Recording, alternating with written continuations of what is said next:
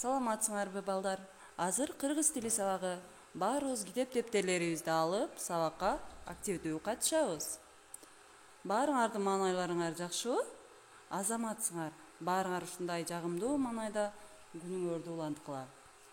Келгиле сабакты баштайбыз. Кечээ биз ташымалдоонун эрежелерин өткөнбүз. Ташымалдоонун эрежелеринде ошол эрежелерди эсибизге түшүрүп алалы.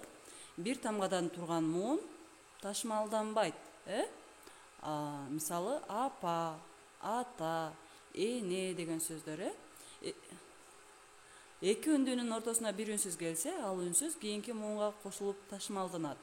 Мисалы катар, бала деген сөздөр. Эки үндүнүн ортосуна эки үнсүз келсе, эки муунга ажырап ташымалданат. Мисалы балдар, аттар деген сөздөр. Л жана д тамгалары булар үнсүз болот. Жана ушул л жана д тамгалары эки муунга ажырайт. Жана ошол муунга ажыраган боюнча ташымалданат. Бүгүнкү темабыз сөздүн түзүлүшү. Сабагыбыздын максаты менен таанышабыз. Биринчи, сөздүн түзүлүшү жөнүндө билесиңер. Уңгу жана мүчөлөргө ажыратууну үйрөнөсүңөр. Сүйлөө кебиңер, ой жүгүртүүңөр өнүгөт, терең билим алууга тарбияланасыңар. Бул сүрөттү карагылачы балдар. Сүрөттөгү ким?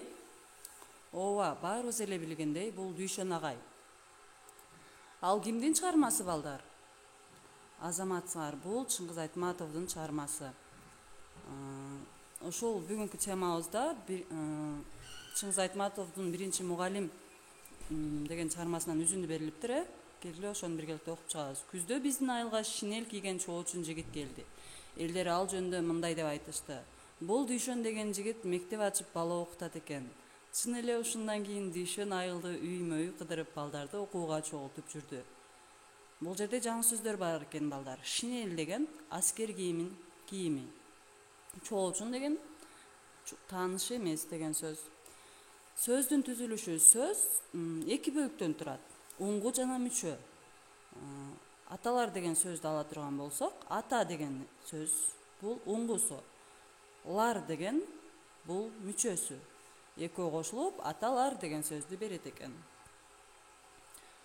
Экинчи көнүгүүнү карайбыз балдар. Экинчи көнүгүүдө ушул тексттин үчүнчү сүйлөмүн көчүрөбүз, карап анан ошону уңгу жана мүчөлөргө ажыратып жазабыз. Чын эле ушундан кийин Дүйшөн айылды үймө-үй кыдырып балдарды окууга чогултуп жүрдү. Мен мында кошуу белгиси менен белгилеп койдум го балдар сөздөрдүн арасында. Ошол жерде мүчөлөр уланган. Ушу деген сөзгө н мүчөсү уланыптыр. Андан соң дагы дан деген мүчө уланып, ушундан деген сөз келип чыгыптыр. Айыл дегенден кийин кошуу белгиси турат, Демек ал жерге дагы д деген мүчө уланган. Айыл д келип чыкты. Үй кошуу мө деген мүчө уланды. Үймө деген сөз келип чыкты. Кыдыр дегенге дагы ып деген мүчө уланган. Балдар дегенге д деген мүчө уланган. Окуу деген уңгуга га деген мүчө уланган. Чогул деген уңгуга т деген мүчө уланып, андан кийин дагы уп деген мүчө уланган. Жүр деген сөзгө уңгу, бул уңгуга дүү деген мүчө уланган. Анан жүрдү деген сөз келип чыкты. Уңгу жана мүчөлөр боюнча келен түшүнүк алдыңар балдар. Үчүнчү көнүгүүдө табышмак берилиптир. Келгиле ушуну ойлонуп табабыз. Ата энеңдей мээрим төгүп күлө карап турган ким? Билим кенин талыкпастан бөбөктөргө сунган ким? Ойлонойлучу балдар, бул ким экен?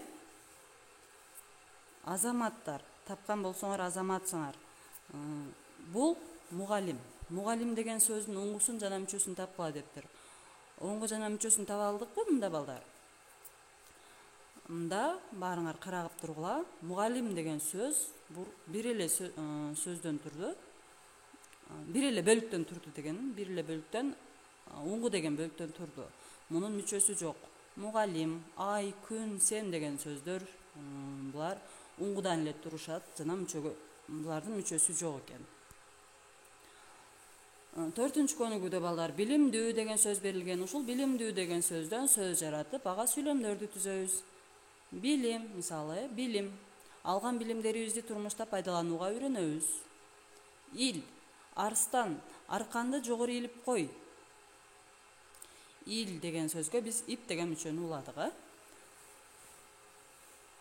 Жазып алдыкпы? Эми балдар сабакты бышыктайбыз. Сөз канча бөлүктөн турат экен? Ооба, 2 бөлүктөн турат. Алар кандай аталат? Уңгу жана мүчө деп аталат. Балдар, силерге тапшырма.